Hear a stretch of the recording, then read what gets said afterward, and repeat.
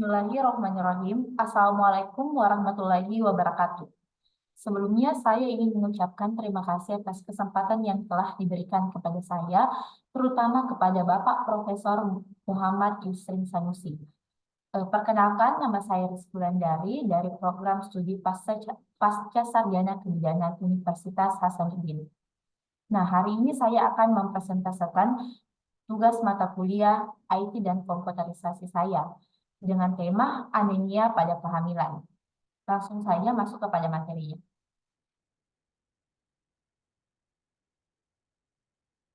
Nah, anemia adalah suatu keadaan di mana tubuh memiliki jumlah sel darah merah atau eritrosit yang terlalu sedikit, yang mana sel darah merah itu mengandung hemoglobin yang berfungsi untuk membawa oksigen ke seluruh jaringan. Anemia pada kehamilan ditegakkan apabila kadar hemoglobin atau Hb kurang dari 11%.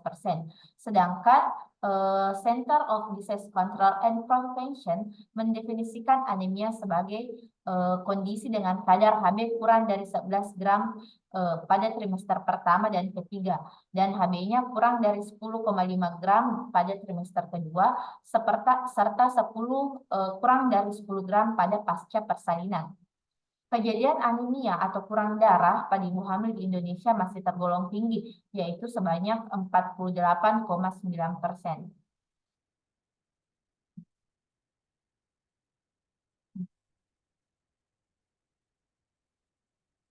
Ada berbagai macam jenis anemia pada ibu hamil. Yang pertama yaitu anemia defisiensi zat besi.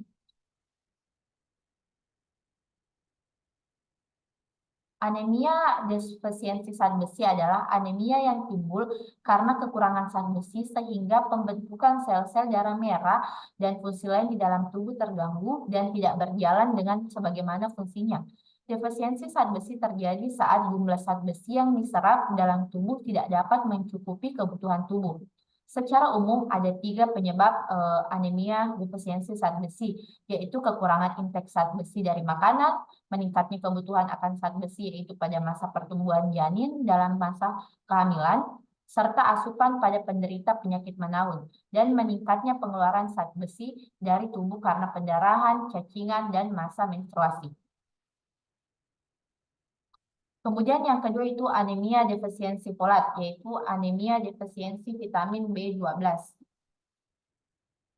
Anemia defisiensi folat, yaitu merupakan asam folat merupakan satu-satunya vitamin yang kebutuhannya berlipat 2 kali lipat ketika seorang ibu dalam masa hamil. Kekurangan asam folat mengakibatkan peningkatan kepekaan, lelah berat, dan gangguan tidur pada ibu hamil. Kekurangan asam folat yang besar mengakibatkan anemia megaloplastik atau megalostik karena asam folat berperan penting dalam metabolisme.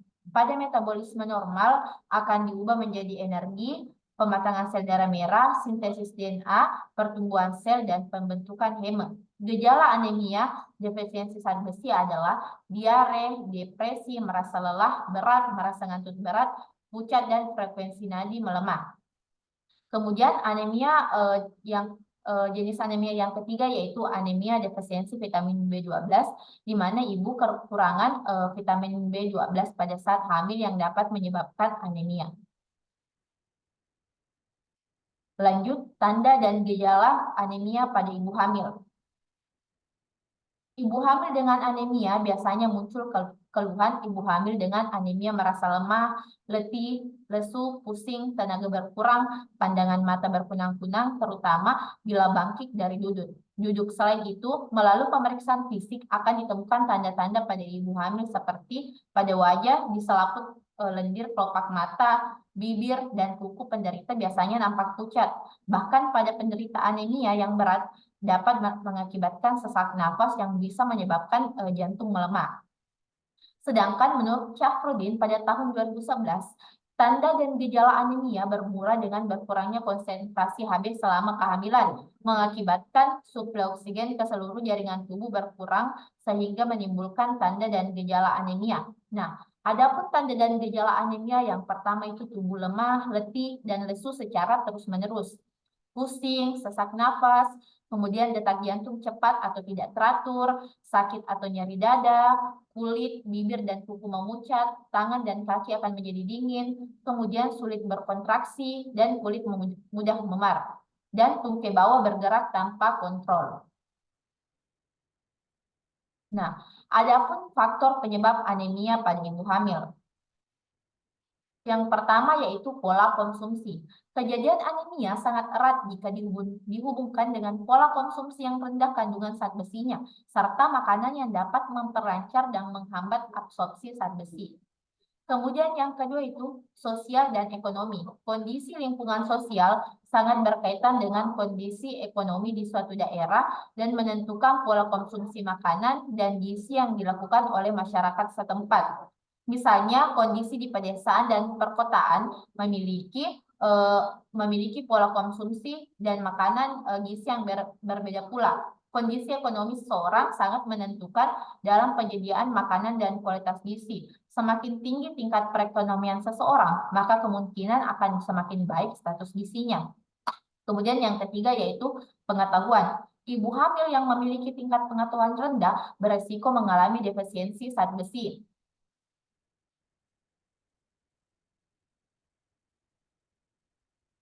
Jadi tingkat pengetahuan yang kurang tentang defisiensi zat besi akan memberi pengaruh pada ibu hamil dalam berperilaku kesehatan dan dapat berakibat pada kurangnya konsumsi makanan yang mengandung zat besi dikarenakan ketidaktahuannya dan dapat berakibat anemia pada ibu hamil. Kemudian yang keempat, frekuensi antenatal care. Tujuan pemeriksaan kehamilan untuk mengetahui memenuhi hak setiap ibu hamil memperoleh layanan antenatal yang berkualitas sehingga mampu menjalani kehamilan dengan sehat, bersalin dengan selamat, melahirkan bayi yang sehat, pelayanan antenatal yang terpadu, komprehensif, serta berkualitas. Pada ibu hamil mendapatkan pelayanan terutama mendapatkan tablet FE di mana tablet FE akan berfungsi untuk mencegah anemia pada ibu hamil karena tablet FE akan membantu meningkatkan jumlah zat besi dalam tubuh. Kemudian yang keempat, umur ibu. Umur ibu yang ideal hamil yaitu umur 20 sampai 35 tahun. Pada umur tersebut resiko kehamilan atau komplikasi dapat dihindari karena pada umur tersebut memiliki reproduksi yang sehat, kondisi biologis dan psikologis ibu hamil sudah matang. Sebaliknya pada umur di bawah 20 tahun beresiko anemia karena pada kelompok umur tersebut perkembangan biologis yaitu reproduksi belum optimal atau belum matang sepenuhnya. Di sisi lain, kehamilan pada usia di atas 35 tahun merupakan kehamilan yang berisiko tinggi. Wanita hamil dengan umur di atas 35 tahun juga akan rentan mengalami anemia karena mudah terkena berbagai infeksi selama masa kehamilan. Kemudian faktor keenam yaitu infeksi. Nah, beberapa penyakit infeksi menyebabkan resiko anemia. Infeksi itu umumnya adalah TBC, malaria, dan cacingan karena menyebabkan terjadinya peningkatan penghancuran sel darah merah dan terganggunya eritrosit. Kemudian pendarahan. Kebanyakan anemia dalam kehamilan disebabkan oleh defisiensi besi dan pendarahan akut. Bahkan keduanya saling berinteraksi satu sama lain dan pendarahan menyebabkan banyak unsur zat besi yang hilang dan keluar saat bersamaan.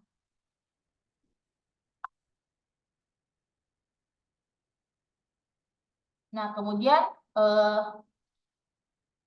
dampak dari anemia. Dampak pada anemia di ibu hamil bisa berdampak mulai dari ibu hamil melahirkan bahkan pada bayinya. Dampak yang pertama yaitu abortus.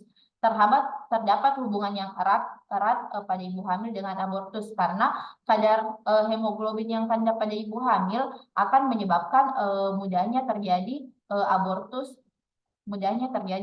dan kemungkinan bayi dapat lahir prematur.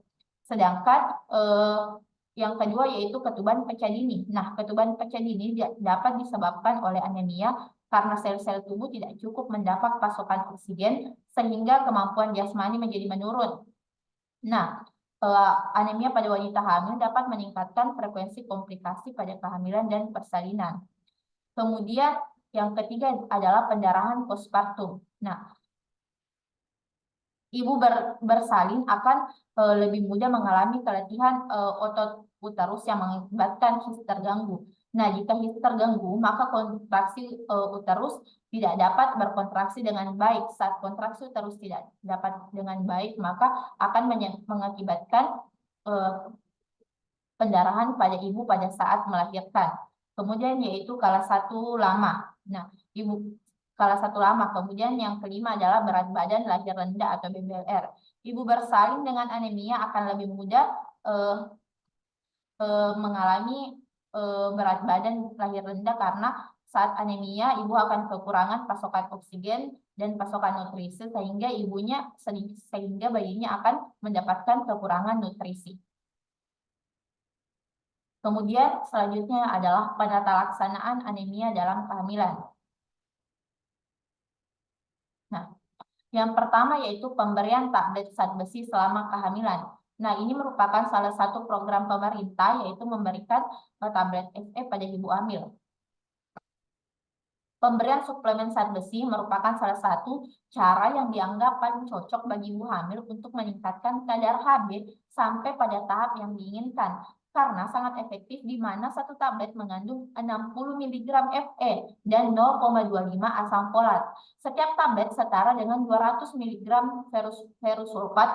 Selama masa kehamilan diminimalkan memberikan 90 tablet sampai 42 minggu setelah melahirkan, di mana tablet Fe ini diberikan sejak pemeriksaan ibu hamil pertama dan setiap satu tablet setiap satu kemasan terdiri dari 30 tablet yang diberikan pada ibu hamil. Kemudian yang kedua adalah pendidikan kesehatan yang meliputi pengetahuan anemia, pemilihan makanan tinggi zat besi, dan asuhan zat besi. Nah, ini sangat penting. Ibu sebelum hamil atau ibu pada saat hamil harus dapat mendapatkan edukasi tentang apa pentingnya jika terjadi anemia. Maka untuk menghindari anemia itu kita harus memberikan edukasi kepada ibu mana saja makanan yang memiliki tinggi zat besi, misalnya seperti daging, kacang-kacangan, sayuran seperti bayam merah, serta buah-buahan yang dapat mengandung tinggi zat besi. Kemudian yang ketiga yaitu pemberian transfusi darah, pemberian kortikosteroid atau obat-obatan lainnya yang menekan sistem kekebalan tubuh, kemudian pemberian eritropoietin obat yang membantu sumsum tulang belakang membuat sel-sel darah merah. Nah, ini adalah penanganan pada ibu hamil dengan anemia berat. Jika sudah tidak dapat ditangani dengan tablet Fe dan beberapa makanan tinggi zat besi, maka hal terakhir yang dapat dilakukan yaitu pemberian transfusi darah kepada ibu hamil.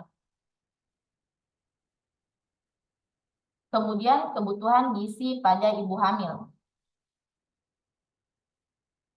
Nah, penyebab anemia terbanyak pada ibu hamil adalah diet yang buruk. Perbaikan pola makan dan kebiasaan makan yang sehat dan baik selama kehamilan akan membantu ibu untuk asupan nutrisi yang cukup sehingga dapat mencegah dan mengurangi kondisi anemia.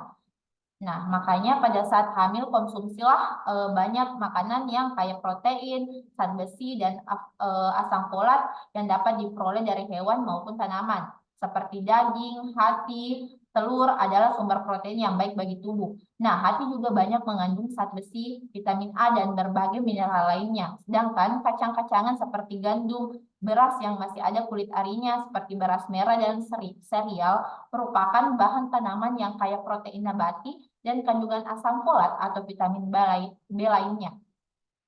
Sedangkan sayuran hijau itu seperti bayam, kangkung, jeruk, dan berbagai buah-buahan kaya akan mineral, baik zat besi maupun zat lain yang dibutuhkan tubuh untuk membentuk sel darah merah dan hemoglobin yang dapat dilihat seperti pada gambar belakang saya, di mana zat besi ini contoh makanan yang mengandung zat besi dan makanan yang mengandung vitamin B12, dan makanan yang mengandung asam folat.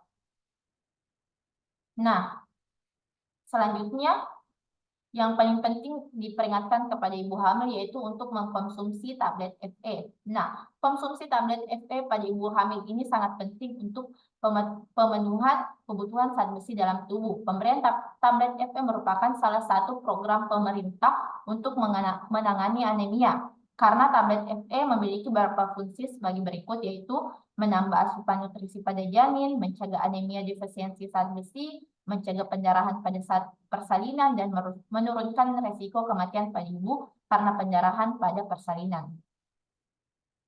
Nah, itulah tadi pembahasan saya mengenai anemia. Dapat ditarik kesimpulan bahwa anemia adalah keadaan di mana ibu HB-nya di bawah 11 gram dan ciri-ciri anemia itu seperti lemah, letih, lesu, mata berkunang-kunang, nadi melambat, dan dapat mengakibatkan sesak nafas.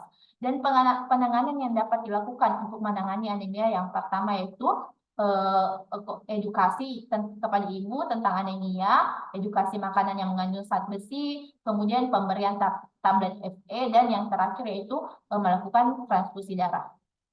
Oke, sekian yang dapat saya sampaikan. Lebih dan kurangnya mohon dimaafkan. Wabillahi taufiq wal hidayah. Wassalamualaikum warahmatullahi wabarakatuh.